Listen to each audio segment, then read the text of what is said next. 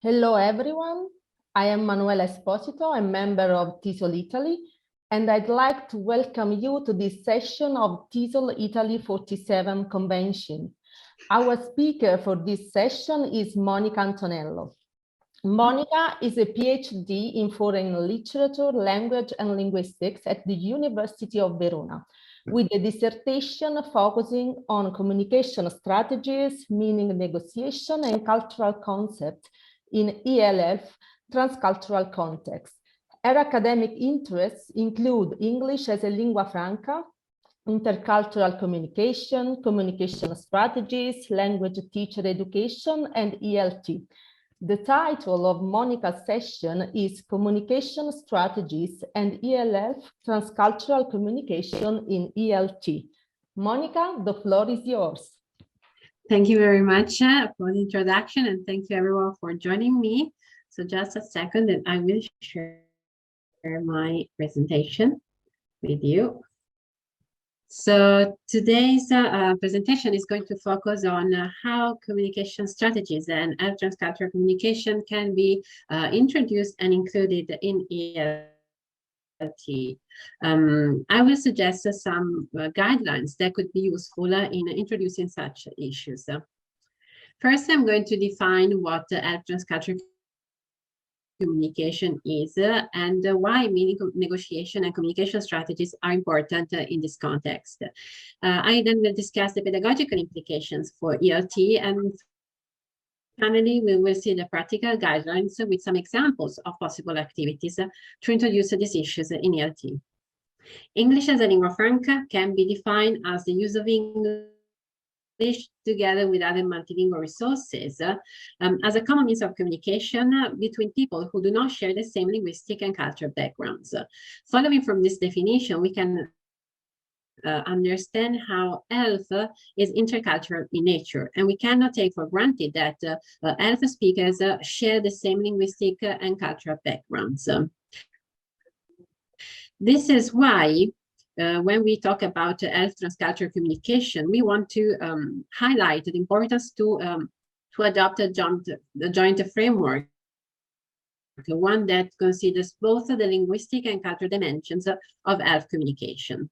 Following this framework, language and culture are not seen as fixed and separate entities, but they are conceived as complex, emergent, open, and fluid systems. This means that they are seen as changing and adapting, ever evolving, but also emerging through communication, through practice, and context-based. So language and culture have to be defined according to what emerges in interaction, and also according to the context in which the interaction takes place. The translingual and transcultural approach connected to ELF transcultural communication, however, adopts a complementary perspectives.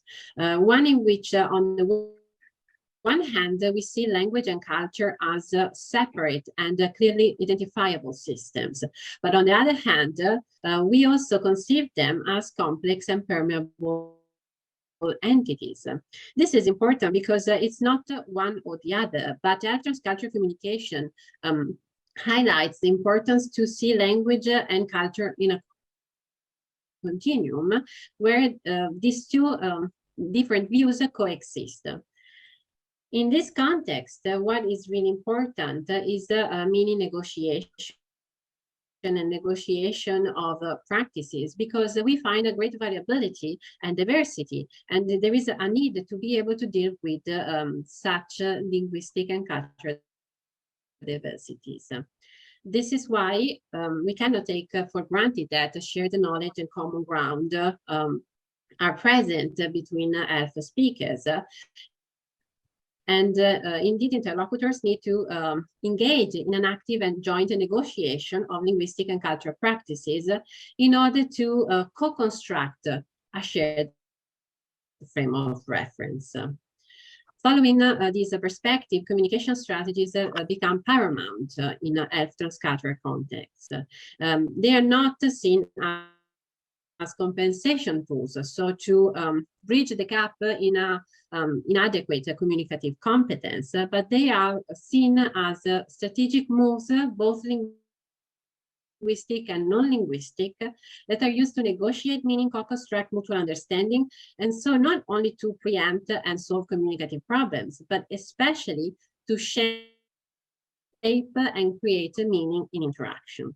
This is why it's important to go beyond a problem-oriented characterization and to understand that they focus on interactive work to co-create meaning. Now I'll show you some examples of what I mean when I say that they are fundamental in supporting interactions and not only in preempting or solving problems. One example of communication strategies can be back channels. They are defined as any kind of feedback given to the interlocutor. This is really important because they can support the interaction and they can show attention to the person who's speaking. Here, for example, you can see an extract from Voice, an ELF corpus from the section of leisure. So this is an informal conversation. And indeed, this group of people is talking about what they have to drink at a party. And as you can see, they are jointly explaining what they have to drink, and the people who are not talking, who don't have the floor, use back channels to support and show confirmation and understanding. Another strategy, communication strategy, can be the use of languages other than English. And here we have an extract from the corpus WIMELF, always another F corpus, where there are two people, one from Germany and one from Finland, that are talking about the recording they are doing. Here, the Finnish person, HE03, uses German, the first language of SP 106. And you can see how this creates a surprise in the German speakers, but also is a starting point to create good relationship with the interlocutor. Indeed, all multilingual resources have been observed to not only create rapport with the interlocutor, but also they show identity and affiliation that could be very important in intercultural communication. Another example of communication strategy is the use of reformulation. So any paraphrase, simplification, exemplification, synonyms that are used to modify an utterance, but they maintain the same meaning expressed. Another example from Voice. Here we have a Maltese family that is trying to explain a traditional dress to a visiting student from Serbia. And here you can see how reformulation is used to co-construct a common ground, because the visiting student is not familiar with the traditional dresses in Malta. And the family tries to use a reformulation to build common ground and create familiarity with the student. This is another example, another extract from BMELF again, where I want you to show how communication strategies are usually combined and they co-occur in interaction. So it's important also to understand how they jointly help the speakers to share mutual understanding and to negotiate meaning in interaction. Here you can see the use of multilingual resources from German and also from a German dialect, Saarland dialect. And you can also see back channels or paralinguistic features such as laughing, but also nonverbal language such as nods. And the speakers here, one from Germany and one from Italy, are trying to reflect on the expression I have a cold in German and in English, and how there are correspondences between the two languages. As I said before, here you can see how the two linguistic systems, so English and German, are seen as separate, but they are mixed in interaction, trying to share and to find a common frame of reference. So what is important? What should we do to introduce such aspects aspects in ELT. First of all, it would be necessary to reevaluate the skills that are needed in a globalized world such as the one we live in today, because grammatical competence and perfect knowledge of a language is no longer enough to deal with the use of English outside the educational context. It's important to be aware of the processes underlying transcultural communication, taking into account both language and culture, being able to deal with diversity of linguistic and cultural practices, and also being able to use communication strategies as active tools to create and shape meaning. This is why it would be important to move beyond the native speaker model and to highlight how standard English is one of the possibilities among many, so together with other word Englishes varieties. And it's also important to include how English is used in different contexts and for different communicative purposes, and how the co-construction of mutual understanding is necessary in a transcultural context, where speakers cannot take for granted that they share the same linguistic practices and cultural values. To do so, Sifakis and Bayard have suggested an health-aware pedagogy. So a pedagogy that takes into account and engages with health research through a continuous process of critical reflection, design, implementation, and evaluation. It's important to emphasize, though, that it's not health-aware against ELT classroom practices, but it is a combination of these two areas in order to provide our students a more comprehensive and inclusive understanding of how English is used nowadays.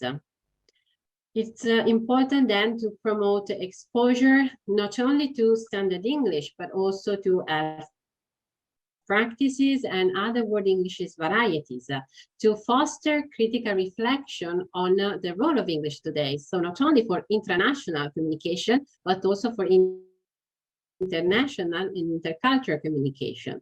It's important to promote a more complex and flexible understanding of language use and foster the ability to develop the ability to deal with the difference in communication. This is why it's also important to promote production and comprehension skills related to standard English, word Englishes, and health, and to develop the use of communication strategies in interaction. To do so, I try to suggest 5 practical guidelines with some examples of activities that could be helpful as a first step to introduce such issues in ELT classroom practices. The first guideline is related to a wider exposure to different varieties of English. It's important indeed to offer our students and to build their familiarity not only with the British English and American English that are traditionally included in Italian schools, but also to raise their awareness of how English has spread throughout the world, how different varieties have developed, and what word Englishes are, and why they are important. One of the steps that we could do as teachers is to analyze the materials and course books we use in our ELT classroom practices. Analyze and evaluate whether it is word Englishes are present, whether it is appropriate, or whether we need to adapt the materials or create new ones in order to include a wider range of English uses. Sources that could be used to do so could be audios and videos from YouTube, for example, but also TV series and films where we can find different varieties and different accents. Here you can see an example of activity to promote familiarity with the word Englishes.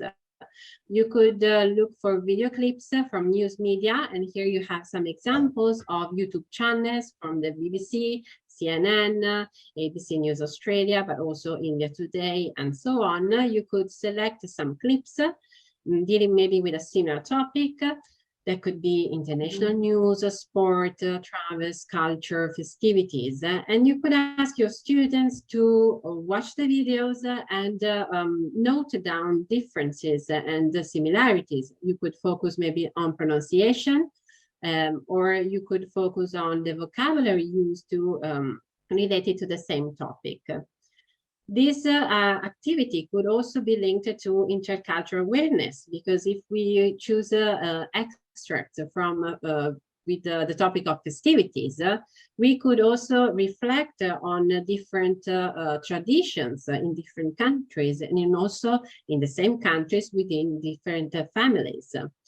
And instead of video clips, you could also use newspaper articles, so focusing on the written language.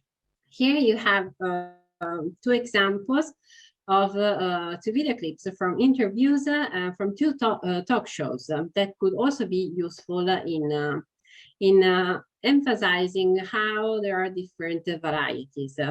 The first one is from the Graham Norton show, and you will hear a British English speaker talking to a Scottish English speaker.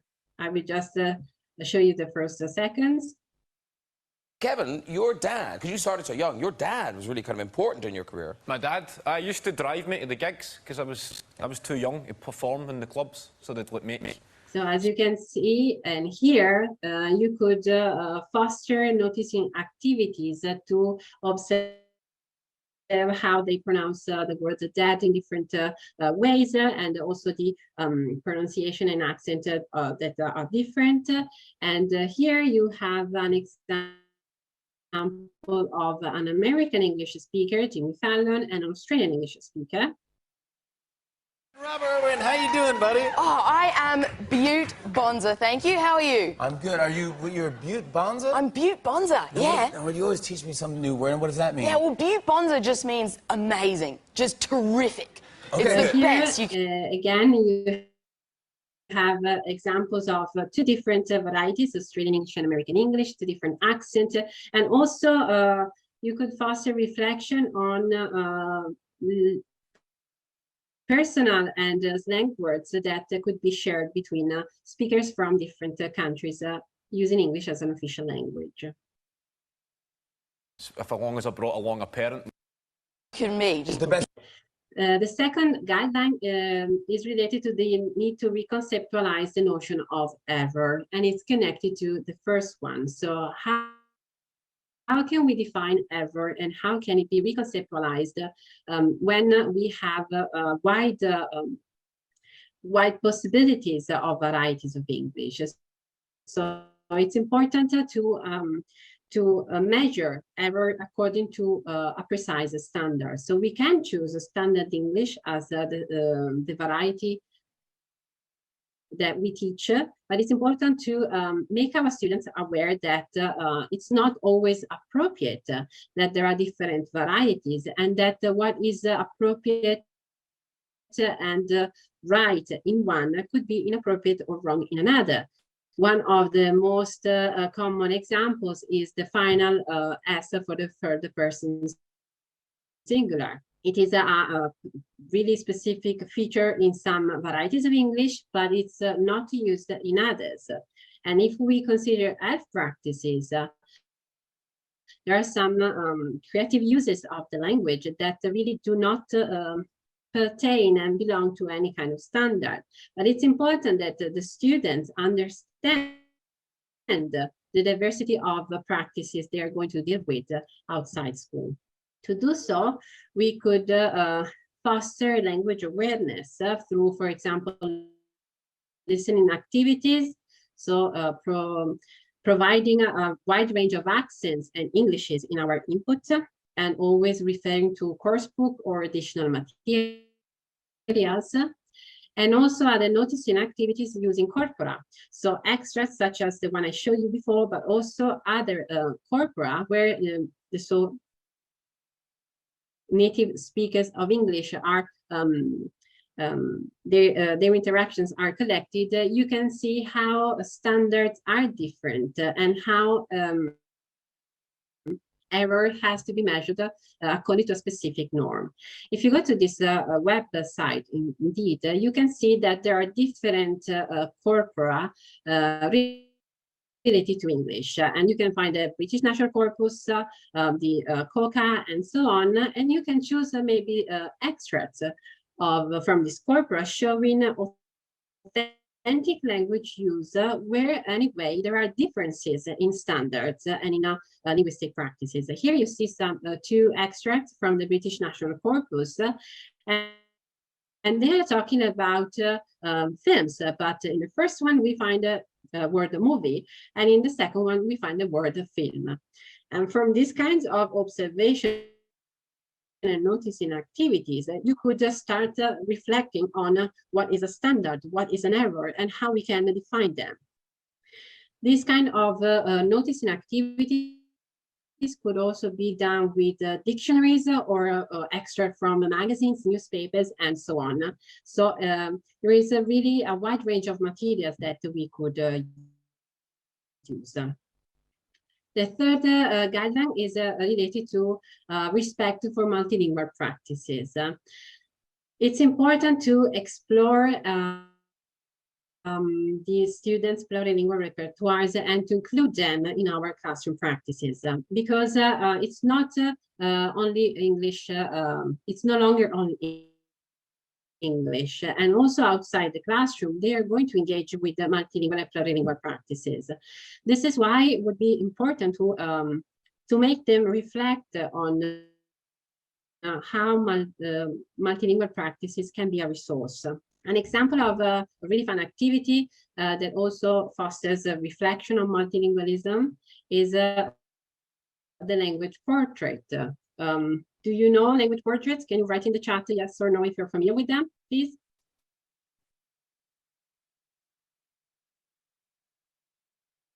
Let's see.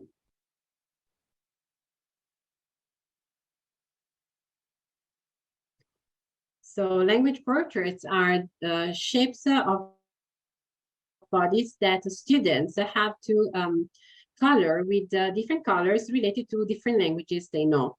And this could be related not only to, let's call them national languages, but also dialects, and also not only being able to speak a language fluently, but also knowing some words in one language could represent a resource for them. Here you can see some examples of how language portraits can be colored, and on the left you can also see sign languages. So as you can see, different systems can be enlisted.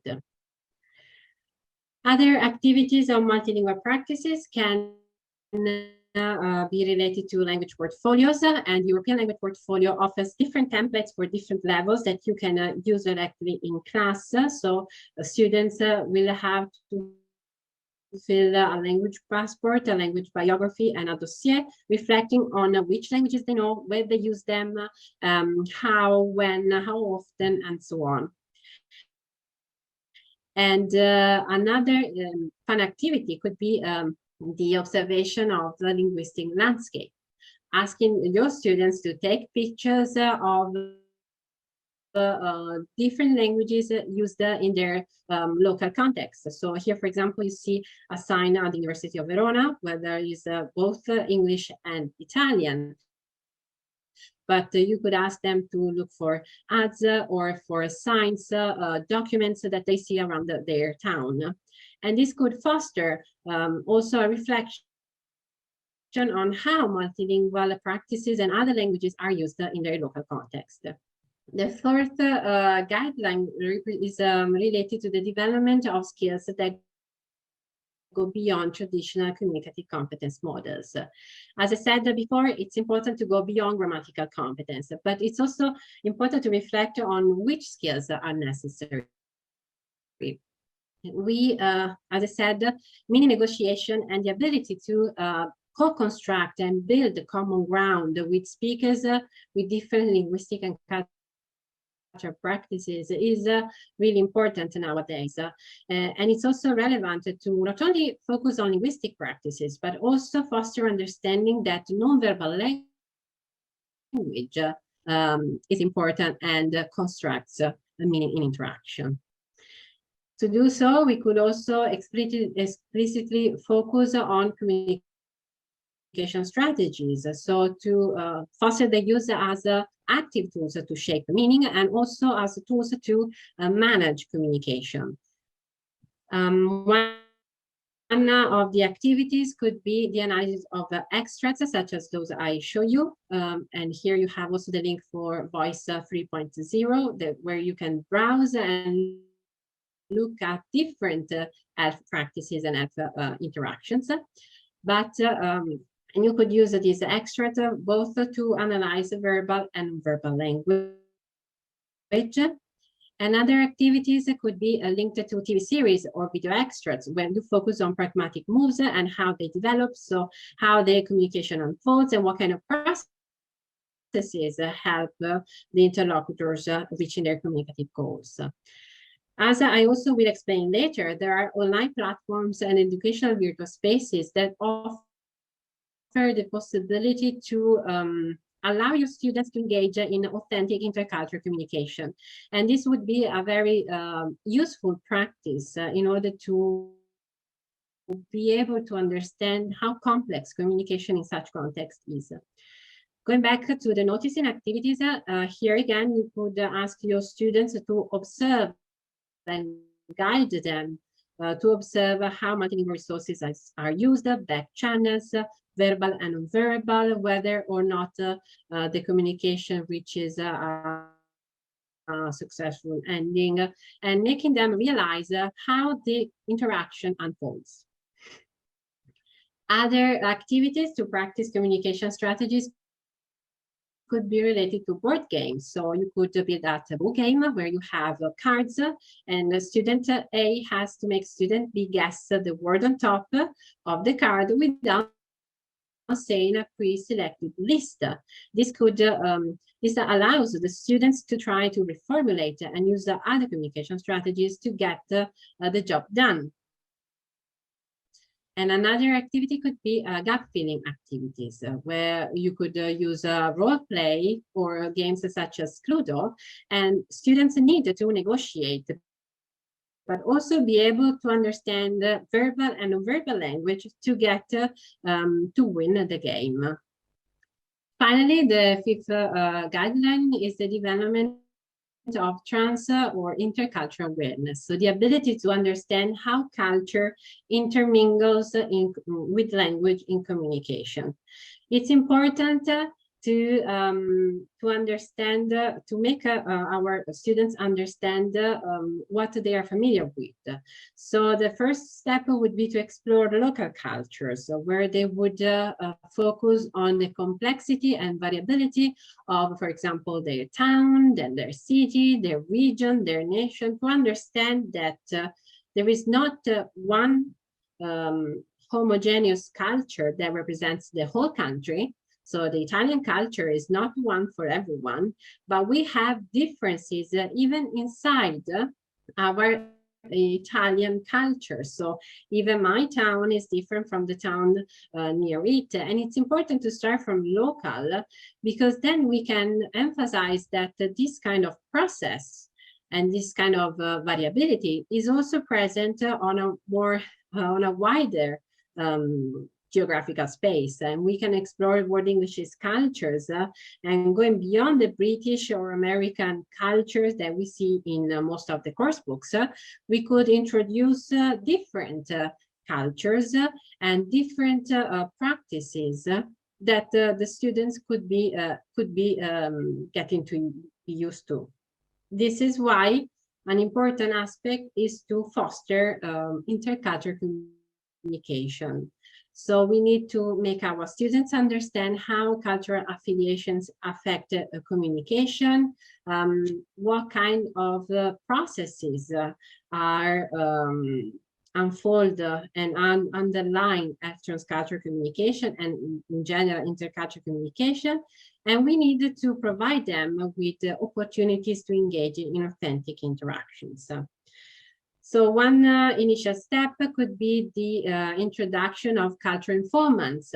So they could provide a model that is alternative to the native speaker model, and they could share their experience as intercultural speakers.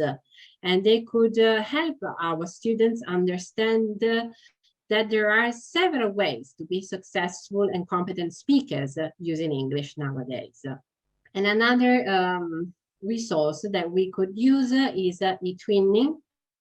I don't know if you are familiar with the eTwinning platform, but now it's changing its website. But this platform offers the possibility to carry out international projects about all kinds of subjects using not only English, but also other languages. And this could be really important for students to engage and to learn how to deal with diversity. If you're interested, there is a conference, the 30th of November, that is open to the public and that you can join for free. And this is the link.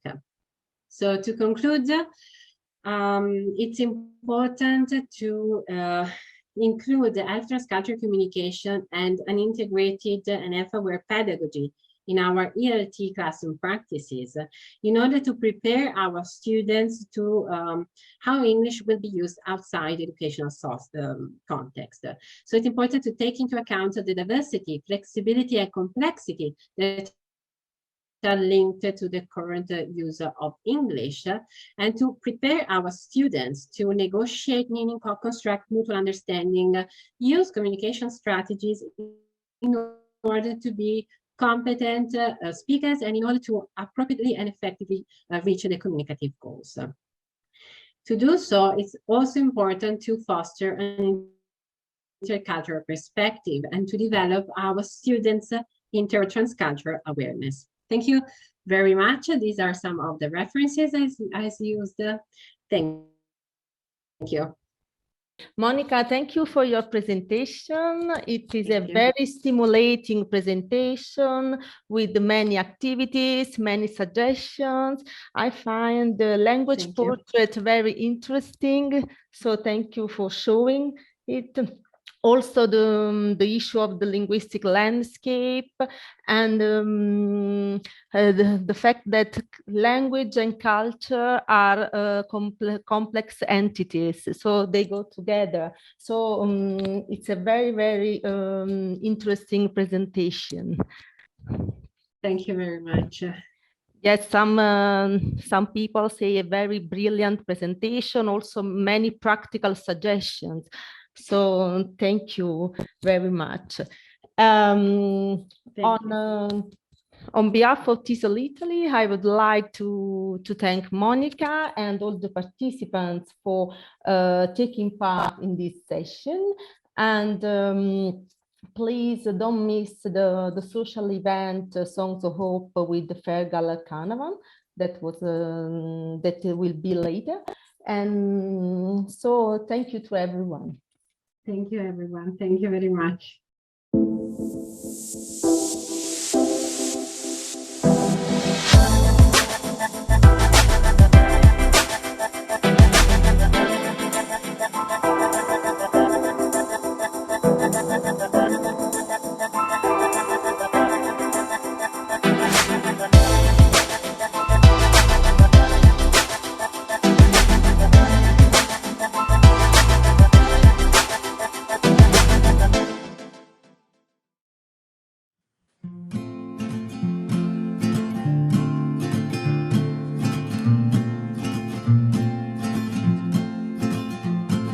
You said that the road to happiness was long and winding.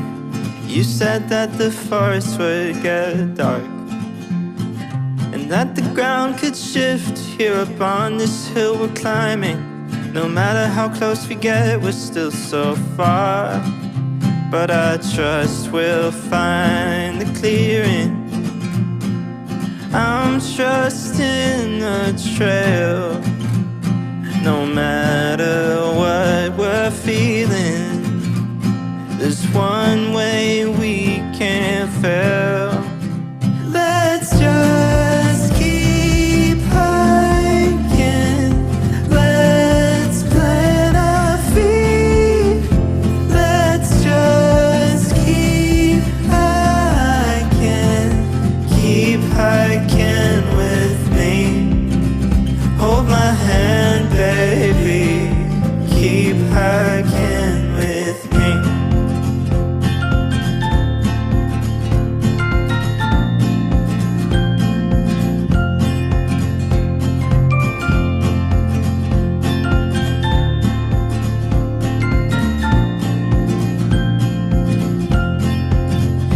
said the road up to success was an impossible test unless we had some sort of map. And I could feel it in my chest just as our feet begged us to rest. I think this just might be the end of that. But I said I trust we'll find the clearing. I don't trust in the trail. No matter what we're feeling, there's one way we can fail.